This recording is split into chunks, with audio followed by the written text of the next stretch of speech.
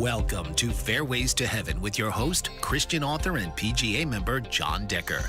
Join John as he discusses all things golf, including useful instructional techniques and tips from your swing to a better game strategy.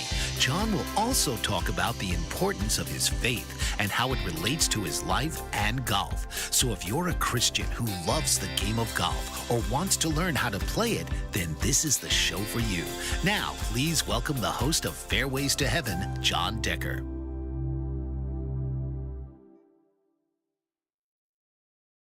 Welcome to the Fairways to Heaven show. I'm your host, John Decker, and we are streaming live on Bold Brave TV.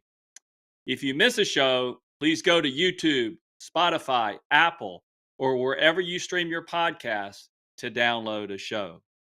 Now, this show is designed to help you improve your game while glorifying God. And I invite you to go to my website, deckergolf.com. Now, this website is designed to help you as a player. And on the website, I have my videos. I have my full swing, putting, chipping, pitching, bunker, course management, and golf fitness videos. They're all on that website, and they're all organized so that you can pull up different categories.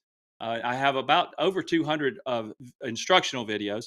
But I also have information on there about my two books, Golf Tips Magazine information that I'm a senior editor for Golf Tips Magazine, so I have information on there as well. Information on my Bible study, which I have 16 churches now and groups that have used my Bible study, and speaking engagement information. So if you're looking for a public speaker, I'd love to come to your facility and speak. I'd like to welcome those of you listening on the live broadcast on Facebook, YouTube, and LinkedIn.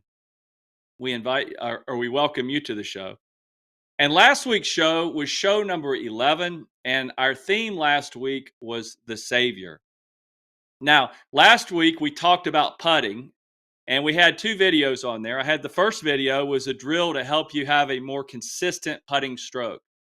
And the second video was a simple tip to help you eliminate the yips. So if you struggle with the yips, or if you're struggling in your putting, you may want to go back and watch those episodes or listen to those episodes, and hopefully you'll get some good information from them. My special guest last week was Jimmy Logue, and Jimmy is the Director of Instruction for the Country Club at Muirfield Village and the owner of JL Golf Lab in Dublin, Ohio. And then in the final segment, I talked about the perfect shot I hit during the U.S. Open qualifier and the disastrous result that followed. Now, if you've missed any of the first 11 shows, I invite you again to deckergolf.com, or please subscribe to my YouTube channel, John Decker Golf Instruction, and you'll be notified and you'll never miss another episode. Now, today's show is coming to you live from Columbus, Ohio. I am teaching up at the Medallion Club here in Columbus, and I'll be here from April through November. And then in December, I go back to Florida and I teach in Naples at the Dennis Meyer Golf School. So if you live in the Ohio or the Florida areas and you want to come out and do a lesson with me, feel free to reach out and go to deckergolf.com. My contact information is on there. But if you live in different parts of the country or even the world and you want to do online instruction, feel free to reach out on the website, and I have online instruction available. All you have to do is simply send me a couple videos. I can look at those and I will email you back video instructions for what you need to work on. Now, I'm a proud member of the PGA of America and have been since 1997, senior editor for Golf Tips Magazine and a Christian author. Now, we want you, the audience, to participate. I know that the audience is growing. I get the numbers every day. And so if you have any golf specific questions, please dial 1-866-451-1451. That number is on the screen. Feel free to reach out, or you can simply go to the live chat and you can type in your question, and I'll do my best to get to that question during the show. If I can't get to it during the show, I'll get to it in a future show. Or again, you can go to deckergolf.com, my contact information, email me a question, and I'll be glad to get to it on a future show as well. Now, every show that we do has a theme, and today's theme is grace. In segment 1, I'm going to talk about the forgiveness of the modern day golf equipment, the driver heads, and the advent of the lob wedge, and the importance of the bounce.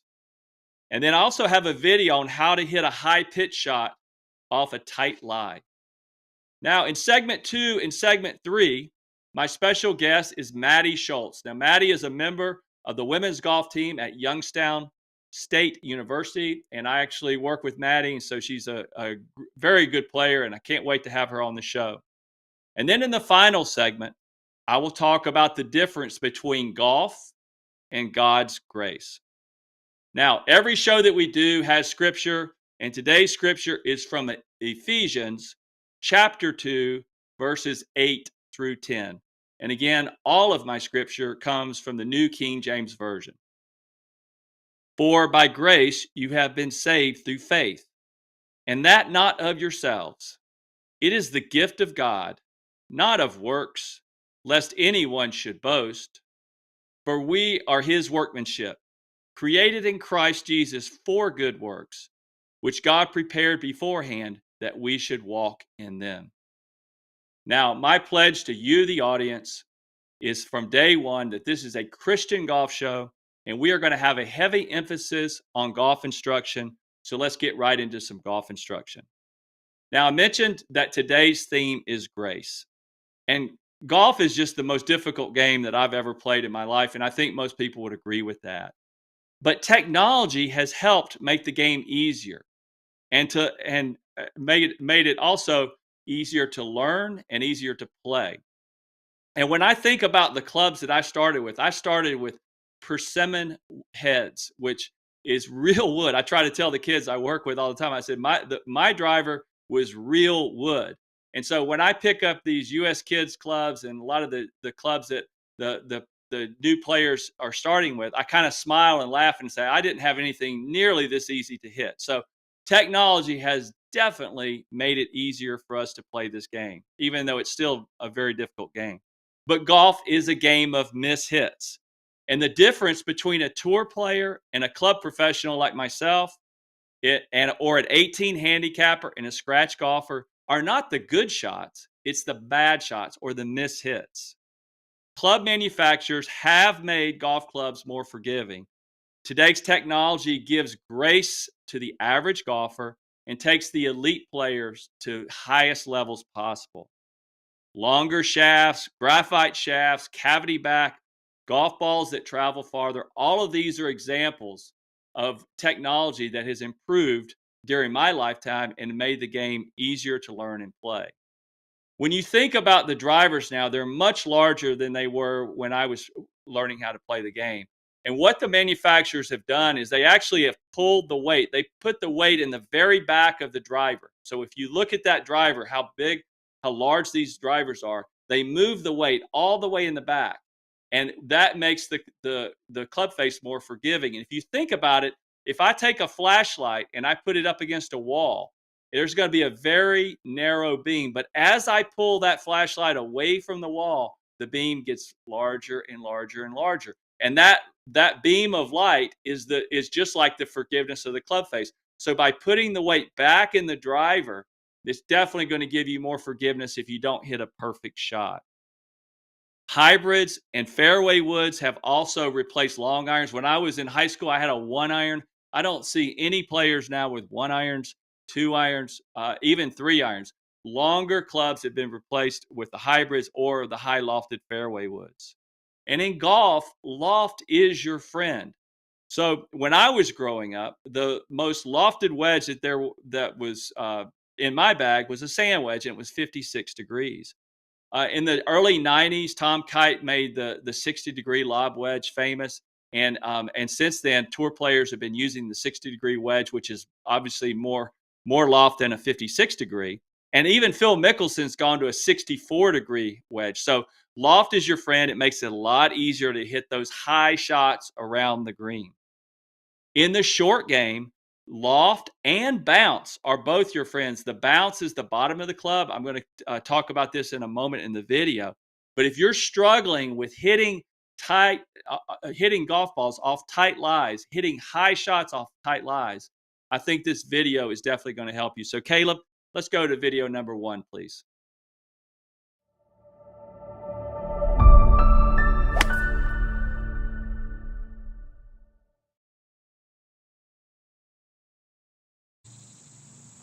Hi, I'm John Decker, Director of Instruction at the Medallion Club and Top 25 Instructor for Golf Tips Magazine. And today I want to work with you on hitting a high pitch shot off of a tight lie. This is a shot that brings a lot of fear into a lot of my students, and a lot of people struggle with this. The easiest way to play this shot is you want to use the bounce of the club. Now my lob wedge has 60 degrees of loft on it, and it has about 10 degrees of bounce. And the way that I utilize this bounce is I open up the club face. I dial the club face open. Then I take my grip, and when I swing, my whole thought process is to allow the club head to go past my hands. I'm releasing. I'm not holding on or trying to lift it. I'm trying to feel the club head go past my hands and go all the way up into a finishing position where the club's straight up and down. This will produce a high shot, just like this.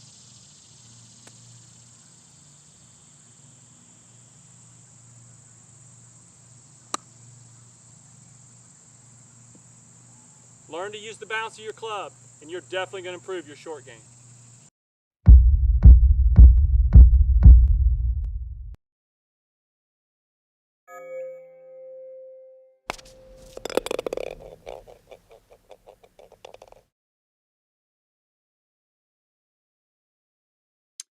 And again, for those of you who are listening to the show and maybe can't see this video, if you'll go to my YouTube channel, John Decker Golf Instruction, you can actually pull that video up, or you can watch the video on my website, deckergolf.com, when I'll have this video, or the whole show will be posted on the website after we're completed with it. And you can watch that as well, because sometimes you might be hearing it and may not be able to see it. So you can watch that video if you go to the website. But we're coming up on our first break, and when we return, we're going to talk with our special guest, Maddi Shoults. I'm your host, John Decker. You're watching Fairways to Heaven. We'll be right back. Mike Zorek, a 3-time California state champion in Greco-Roman wrestling at 114 pounds. Mike, blind since birth, was born in Hartford, Connecticut. He was a 6-time national placer, including 2 seconds, 2 thirds, and 2 fourths. He also won the Veterans Folk-Style Wrestling twice at 152 pounds. In all these tournaments, he was the only blind competitor. Nancy Zorek, a creative spirit whose talents have taken her to the stage and into galleries and exhibitions in several states. Her father, a commercial artist who shared his instruments with his daughter and helped her fine-tune her natural abilities, influenced her decision to follow in his footsteps. Ms. Zorek has enjoyed a fruitful career doing what she loves. Listen Saturday mornings at 12 Eastern for the Nancy and Mike Show for heartwarming stories and interesting talk on the BBM Global Network. Are you struggling to care for elderly parents or a spouse? Do you wonder if being a caregiver is making you sick?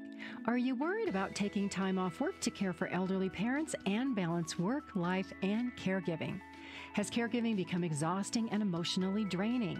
Are you an aging adult who wants to remain independent, but you're not sure how? I'm Pamela D. Wilson. Join me for the Caring Generation radio show for caregivers and aging adults, Wednesday evenings, 6 Pacific, 7 Mountain, 8 Central, and 9 Eastern, where I answer these questions and share tips for managing stress, family relationships, health, well-being, and more.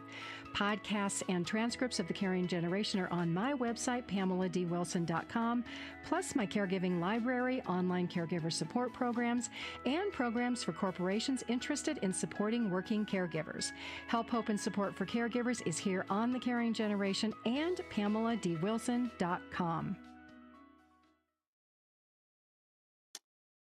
Welcome back to the Fairways to Heaven show. I'm your host, John Decker, and now it's time to bring on today's special guest, Maddi Shoults. But before I bring her on, I'd like to give you a brief some information about her life and just some brief information on her. Maddi is currently a member of the Youngstown State University women's golf team. And she recently graduated and she majored in psychology. and she'll be starting graduate school at Youngstown State University with 1 year remaining of eligibility.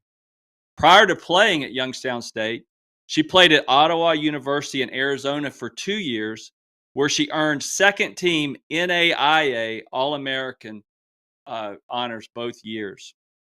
Now, Maddi has 5 career collegiate wins, and she is a student of mine, and I'm very proud of her. And so, Maddi, welcome to the Fairways to Heaven show. Glad to have you on. Thank you. It's awesome to be here. Well, it's great to see you, and I know that you're still up in Youngstown State, but I know you've been playing golf your entire life, and I know that your father had a big influence on you and brought you into the game, and he's a teaching professional. So I want you to just first of all tell the listeners how you got started in the game, and when did your passion for the game of golf really blossom? Yeah, so as far as I can remember, I had a golf club in my hand. There's Yeah. pictures of me when I was 2 or 3 years old with some plastic clubs. I think my dad just always wanted me to play. I remember I played for the first time when I was 4 years old. I had 3 clubs. It was like a driver, an iron, and a putter. And we walked a little par 3 course that's no longer open. And then I kind of played here and there, but I was also playing soccer, so that was kind of my thing for a while. And then my parents kind of told me, okay, you have to choose between one or the other. And I chose golf. And I just remember coming off the bus every day after school and like begging my dad to take me to the driving range. Um, and so that's kind of where I started to love it a lot. When I was younger, there wasn't a lot of kids in my area that played, like, because I was south of Columbus, like, I didn't play with kids my age. And so, my dad, you know, was always hyping me up, telling me how good I was and all this. And I'd never played against kids before. So I remember going into my first US Kids tournament and I shot like a 60 on 9 holes. And I get to the end and um, whoever won shot a 36, and I looked at my dad and I said, I'm not very good. I need to get better. And so that's what I did. And I think I was about 11 or 12 at that point. Um, so I just worked really hard. I had a few different people help me along the way, other than my dad, because I stopped listening to him, as that happens. And but yeah, he really got me into the game, and made me love it. So Well, that's great. I mean, I think that it's great when you have your mother and father supporting you and introducing you to the game. I was fortunate enough to have that from my father and my mother as well. And so you're blessed to have that. Golf is a game that you need someone encouraging you because, as you know, we get beat up in this game every time we go out on the course. So it's always nice to have someone in your family pulling for you. yes. A few years ago, I started working with you almost 2 years ago. I think I was trying to think back. I think it's close to 2 years ago. And your father contacted me and said that, he wanted to see if I would take a look at your swing. And it's been a blessing to have you. And I got to have you as a student. And I got a chance to meet your mother recently at the Ohio State tournament where you were playing. And I got to follow you and play with you. You've made some great strides in, working on your golf swing and some of the things that we've worked on. But I want you to tell the listeners out there about the mindset that you have to have when you're working on a change in your golf swing, but then you're trying to go out and play tournament golf. Talk about the mindset and how you deal with that. Yeah, so I think the main thing is just being patient. I mean, golf comes with a lot of patience anyway, but um, something my dad used to tell me when I was making a swing change is like, don't watch where the ball goes, just swing. And obviously, when you're going into a tournament, that's a little more difficult. Um, but I think you just have to trust yourself. A lot of times, I'll tell myself, um, like when I'm getting really upset or nervous for a shot, I'll just be like, you know how to do this. Like you've done this a million times. You don't have to be so stressed out. You know how to hit a golf ball. So that's kind of what I tell myself, even when I'm going through some swing changes. Um, I can always get myself out of that and just be like, just hit the ball. Like, don't worry about it. So, Yeah. Well, I was, impressed because when I went up and when I watched you play recently when you were at Ohio State, I was impressed with your ability to stick to your routine, and you were really, decisive in everything you did. You had a plan. I could tell that you weren't out there thinking about a million things. I don't like it when my students are making robotic, positions. I like to see people swinging with motion and flow. So that was one of the things when I was watching you play. I was very encouraged to notice in your game. Now I know that you majored in psychology, and I wanted to ask you because I don't think I've ever really asked you this, but are you wanting to get into sports psychology? Is that part of the field, or are you trying to go into a different branch of psychology? yeah, so my master's right now is in clinical mental health counseling. I kind of want to help athletes with, mental health issues and kind of overcoming things when it comes to sports just because I've been there. So I kind of want to take, this experience from counseling and kind of take it into sports. So kind of like sports psychology, but I would be a counselor, working with athletes. So. Yeah, and that's so when you say you're working with athletes, are you talking about in their performance? Or are you talking about maybe problems that they might be having at home or with school or things like that? Is it or both? It could be both. Yeah, it can be both, because once I graduate, I'll have a license, an LPC, which is a licensed professional counselor. So I'm able to, talk about those things with them, whether it be at home or just like in performance. So whether I'm helping them on the golf course or at home. So. Okay, great. Well, I wanted to I compare doing this show that I'm doing now to playing in a golf tournament. And what I mean by that is, I have to prepare for it. I mean, it takes a lot of time to prepare for the show, just like it takes a lot of time to prepare for a tournament. And then I practice, I practice as well, just like you practice. And when I wake up the morning of the show, I have butterflies, just like I have butterflies when I wake up the morning of a tournament. So I often struggle when I get in tournaments because my mind speeds up. And when I do this show, especially when I first started, I had a million things going through my mind. I've never hosted a show before. So it's hosting this show has taught me a lot about the way I react in tournament. The reason I'm bringing this up is you mentioned to me in some of your preliminary information that you sent me that your coach, Nate, and is Miklos, am I pronouncing that his Yeah. last name Yep. properly? I met Nate actually at the tournament, and he's a great guy, and I think he's a great coach. And I Yeah. think I've got Haley Bosses, who she's going to be coming there as well. She'll be a Yeah. freshman next year. But you mentioned to me in your preliminary information that there are mental exercises that he does with the team on how to quiet the mind. And I want you to just talk about, if you don't mind, some of those exercises that you guys do. Yeah, so my coach is really focused on like mental health and golf and everything, which is awesome. Um, because I think he's taught me a lot this year on how to, like you said, quiet your mind on the golf course. We actually read a few books this year. One was called Mind Gym, if you've ever heard of it, and that kind of talked about some things that athletes have been through, like real life athletes, and how they dealt with things, and just talking about like resilience and confidence and things like that. And some things we would do is we would practice, deep breathing, different types of breathing, techniques. Sometimes we just kind of find whatever worked for you. So something that I would do when I was frustrated on the course is deep breathing, or I would try to find something like in nature that was that kind of distracted myself, especially on those 36 whole days, where you're out there for 10, 11, 12 hours.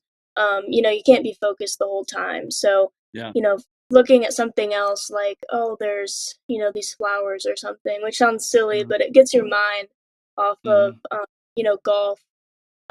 So yeah, he gives us a lot of different things to work on. We journal a lot.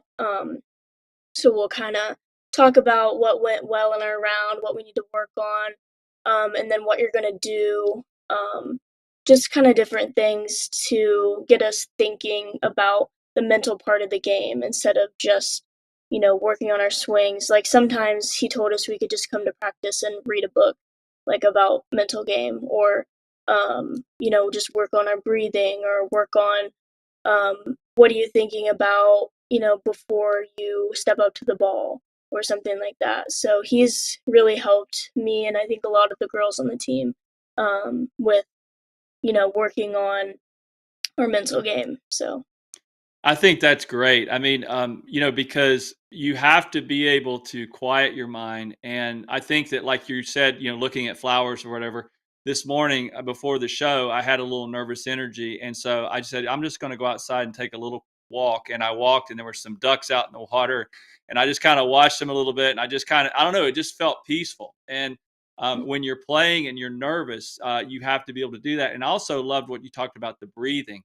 I'm a big believer, and I've been taught that you breathe in through the nose and out through the mouth, and let your stomach expand so you get as much air into your diaphragm. Because when you get nervous, your breath gets really quick and really rapid, and you're not getting enough oxygen. And it's amazing how taking deep breaths will quiet you down and calm you down when you're nervous. You're going to be nervous in tournaments. I don't care how much you breathe. I don't care how many times you play in tournaments. You're going to be nervous, but getting used to that and eventually turning that negative energy where you feel those nerves into a positive adrenaline where you actually you crave it. Like when I play in tournaments, and I'm back into playing, in senior events now, when I'm playing in tournaments, I don't get those nerves when I go out and play casual rounds of golf, and it's not as fun. I like to have a little bit of that edge, and you seem to yeah. focus a little bit better. So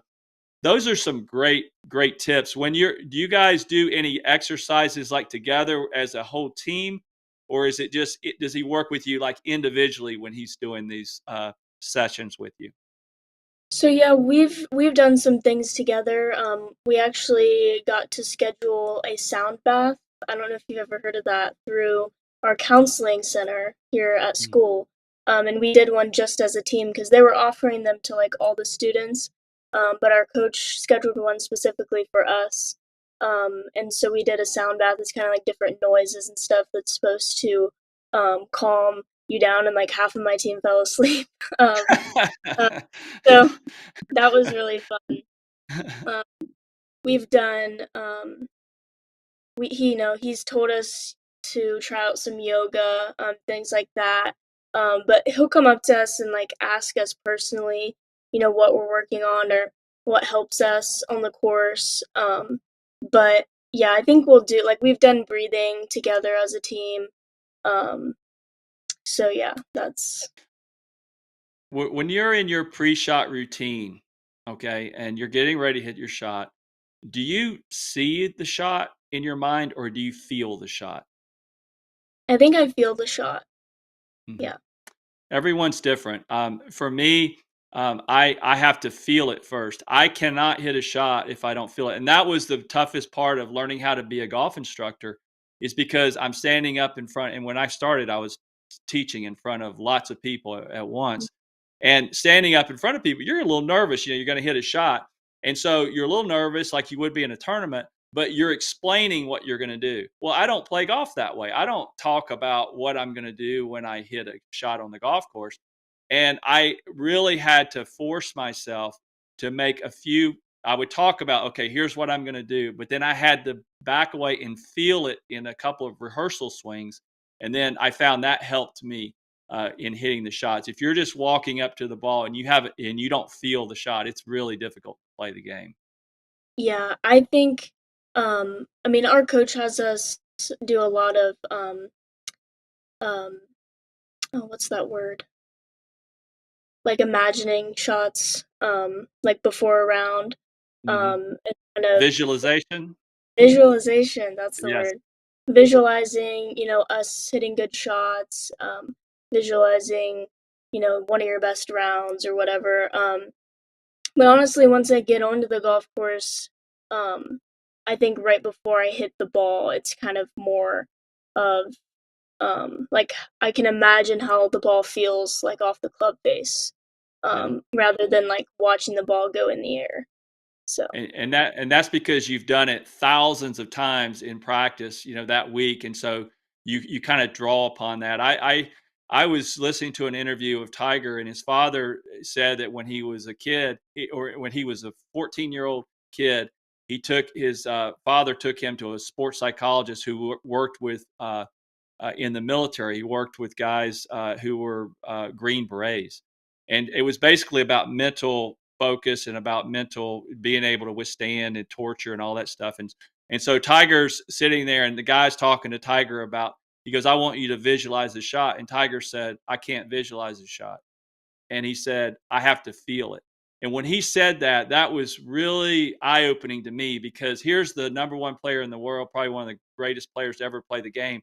He doesn't see it in his mind. He feels it with his body. And that's why if you watch him when he makes his practice swings, he's very, very purposeful in what he does. So I think everyone's different. Some people see it and they can just see a shot.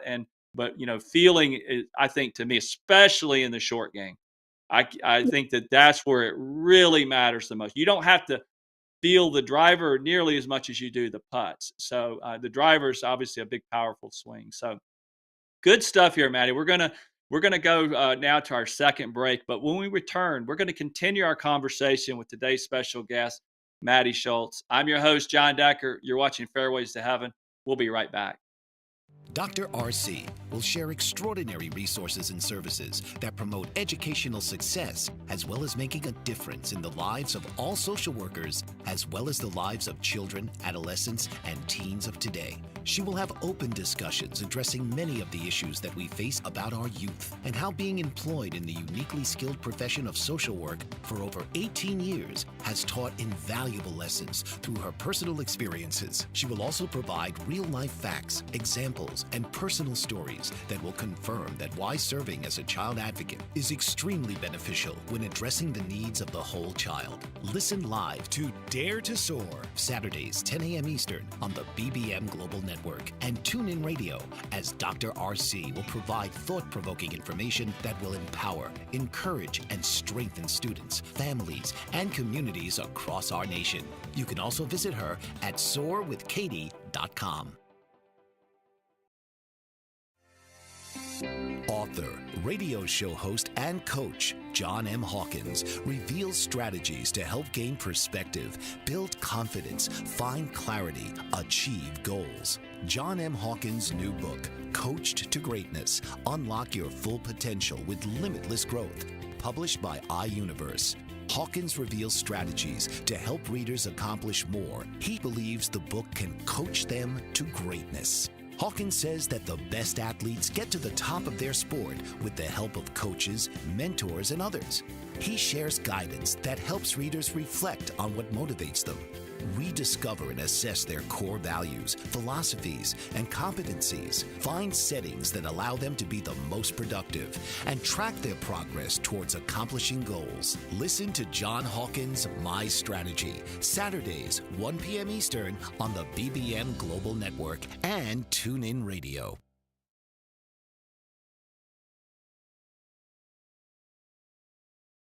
Welcome back to Fairways to Heaven. I'm your host, John Decker, and we are talking with our special guest, Maddi Shoults. Now, Maddi, today's theme is grace, and I chose this theme really because of you, and I'll explain why. Earlier this year, you played in Florida in your first tournament of the year, and I think it was in March. I might be wrong. It could have been February. It was really, the winter up here in Ohio was really bad, so I know that there wasn't a lot of outdoor golf being played.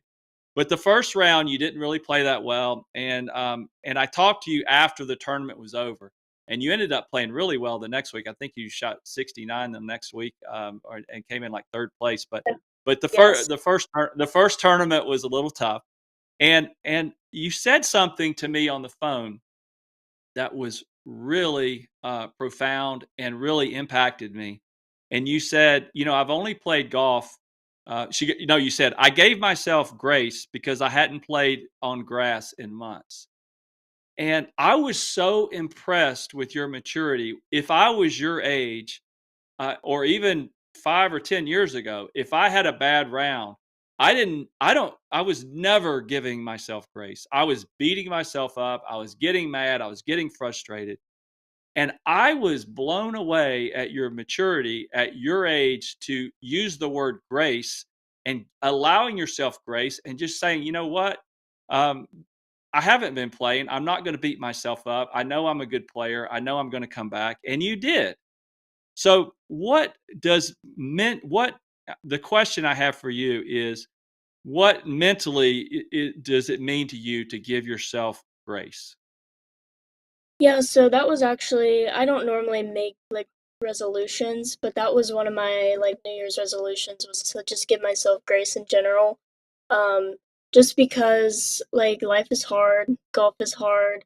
And in the end, they say it's just a game.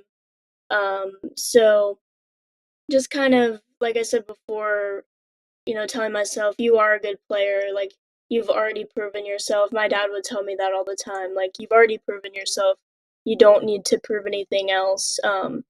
You know, just having that confidence in yourself still, because everyone has bad days, to just kind of put it behind you and go the next day and just play your game, and whatever happens happens. So Well, I think that is so refreshing, and encouraging for the listeners out there, because I know that we all have a tendency to want to beat ourselves up. And, I have actually learned from you. And I now, when I play, I've mentioned your comments to other golf professionals that I've played with. And I said, I have a student that she said, I'm going to give myself grace. And now when I hit a bad shot, I say, I'm going to give myself grace. I'm not doing this for a living. I'm supposed to be out here, and this is supposed to be my leisure activity, fun time.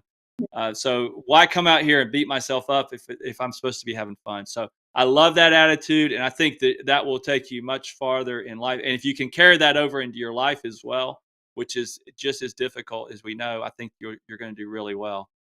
Now, next year will be your final collegiate golf season, unless I think it is. I think your mother mentioned something about that with the COVID. There might be a possibility of another one, but we'll just assume that next so year is your last one, yeah, unless you're gonna unless you're gonna.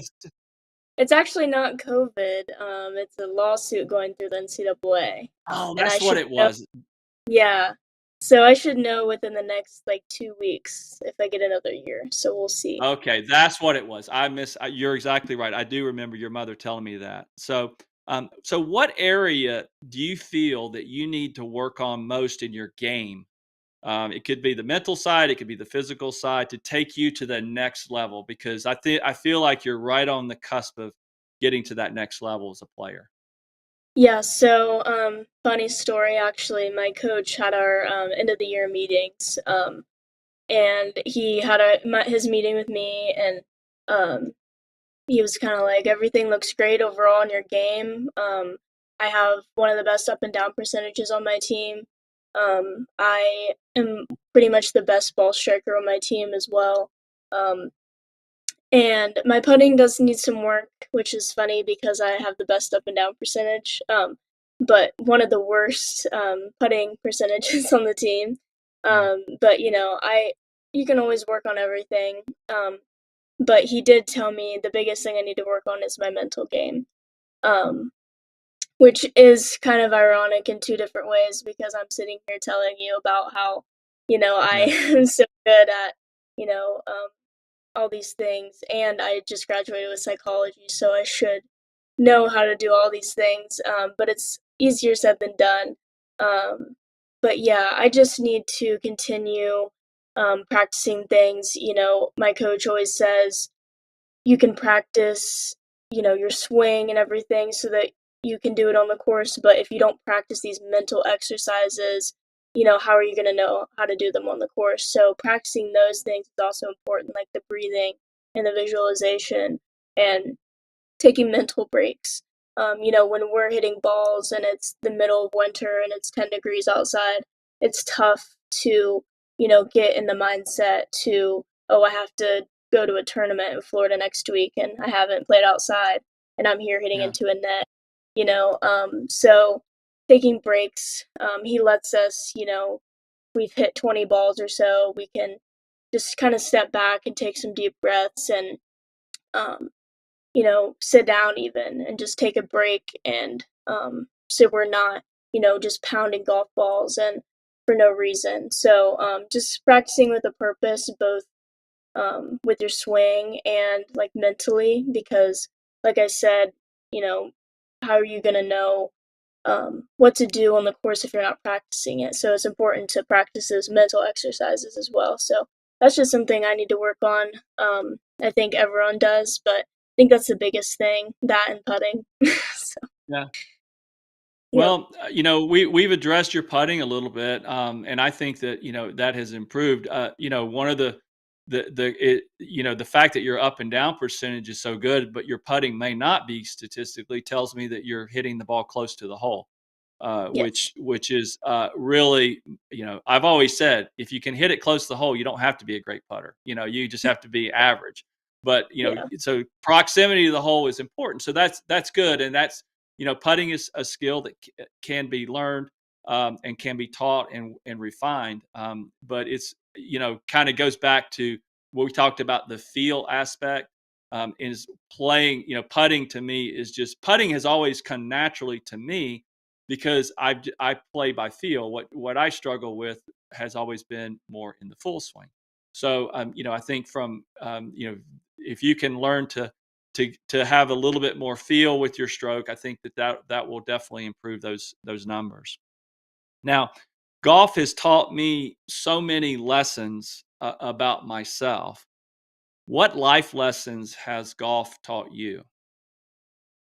um, I think I've just realized how similar they are, um, and like how much patience you have to have, and um, like the resilience you have to have, like coming back from a bad hole. Um, you take a high number on a hole and you have to come back and play the next hole. I think that's what's so difficult about golf that a lot of people don't understand is like there's no subbing you out for another person. It's not like Yeah, basketball where, oh, well, you made a triple on this hole, so we're going to put someone else in. That would be nice theoretically, but yeah, you have to forget about that hole and just move on. And people don't realize how difficult that is to, maybe take a double, triple on a hole and then even come back with a par on the next hole after doing that.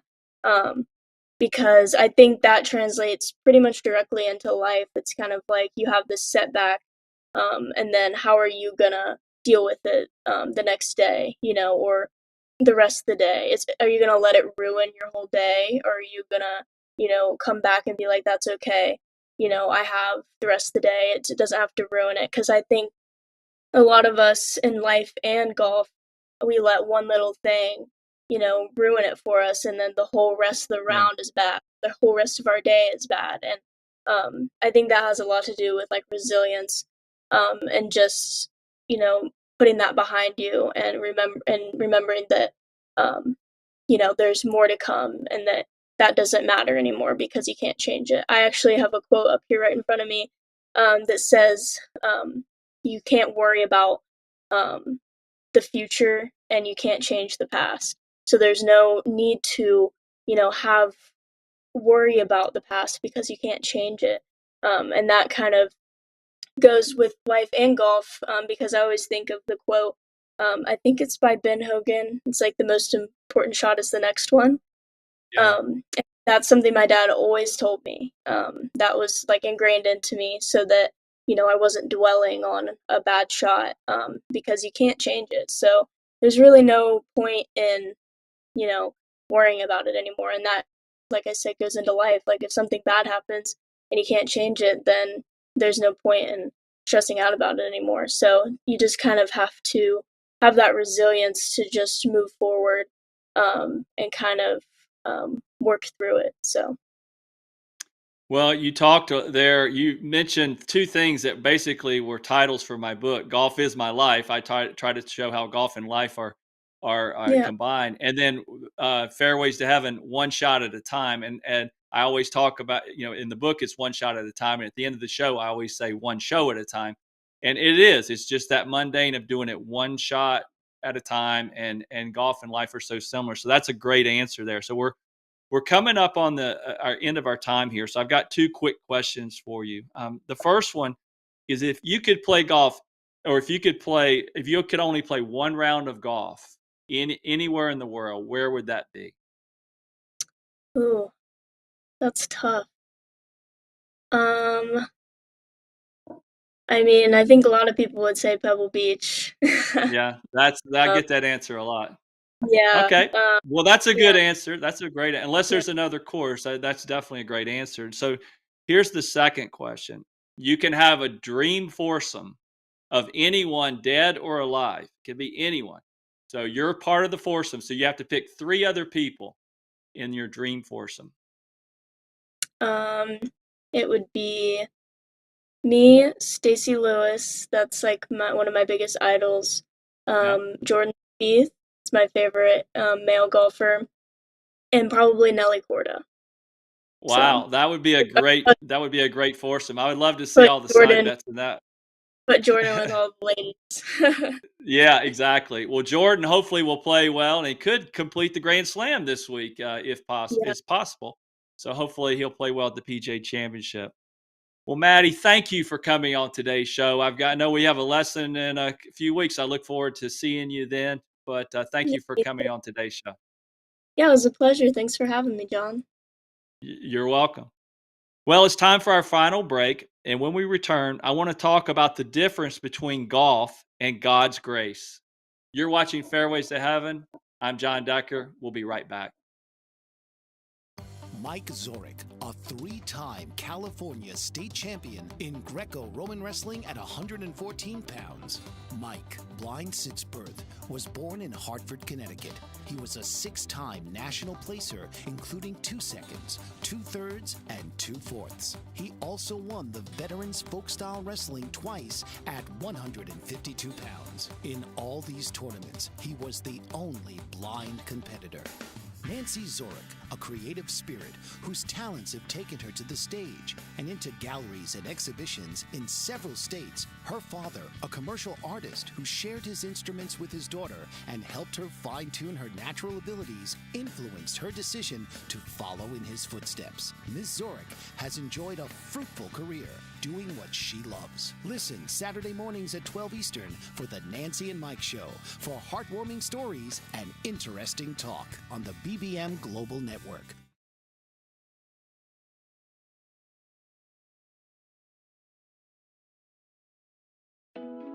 Are you struggling to care for elderly parents or a spouse?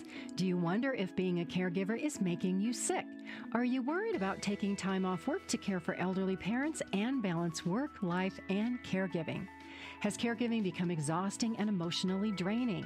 Are you an aging adult who wants to remain independent, but you're not sure how? I'm Pamela D. Wilson. Join me for the Caring Generation radio show for caregivers and aging adults, Wednesday evenings, 6 Pacific, 7 Mountain, 8 Central, and 9 Eastern, where I answer these questions and share tips for managing stress, family relationships, health, well-being, and more.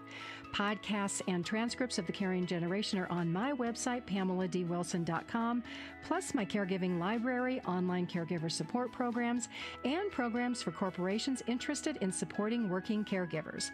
Help, hope, and support for caregivers is here on the Caring Generation and PamelaDWilson.com.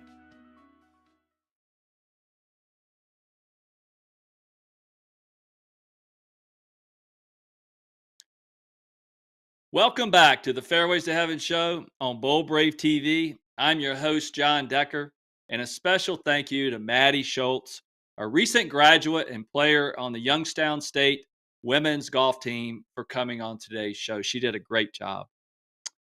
Now, I want to talk to you about the difference between golf and God's grace. And first, let's talk about grace on the golf course. Now, the golf course rarely provides grace. Occasionally, I might hit a drive into the trees, and my ball will hit a tree and kick back into the fairway. Or sometimes I'll hit a shot up by the green and it looks like it's going to go in the bunker and it takes a good kick and goes on the green.